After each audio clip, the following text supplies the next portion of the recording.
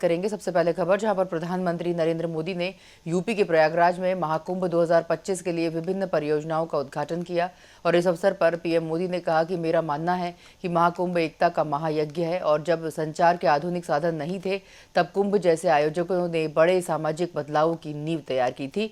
पिछली सरकारों ने कुंभ और धार्मिक यात्राओं पर ध्यान नहीं दिया, उन्हें भारतीय संस्कृति से कोई लगाव नहीं था, लेकिन केंद्र और राज्य सरकार भारतीय संस्कृति का सम्मान करते हैं। इसलिए डबल इंजन सरकार कुंभ में आने वाले श्रद्धालुओं को सुविधाएं प्रदान करना अपनी जिम्मेदारी समझता है। ये महाकुंभ एकता का महायज्ञ है, जिसमें हर तरह के भेदभाव की आहुति दी जाती है। यहां संगम में डुबकी लगाने वाला हर भारतीय एक भारत श्रेष्ठ भारत की अद्भुत तस्वीर प्रस्तुत करता है। साथियों, महाकुंभ की परंपरा का सबसे अहम पहलू ये है कि इस दौरान देश को दिशा मिलती है। कुंभ के दौरान संतों के वाद में, संवाद में, सार्थार्थ में,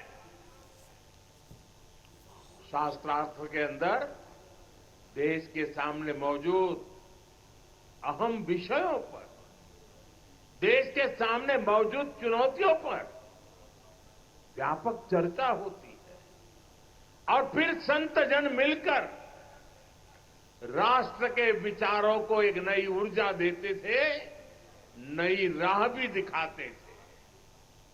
संत महात्माओं ने देश से जुड़े कई महत्वपूर्ण निर्णय कुंभ जैसे आयोजन स्थल पर ही लिए हैं।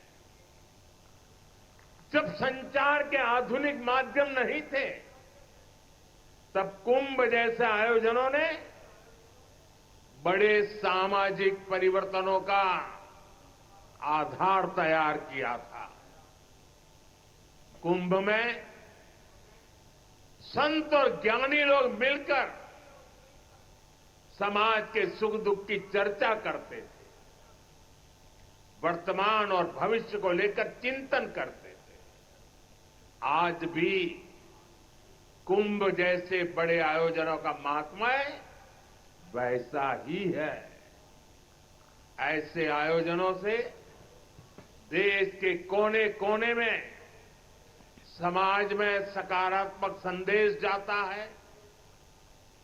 राष्ट्र चिंतन की ये धारा निरंतर प्रवाहित होती है।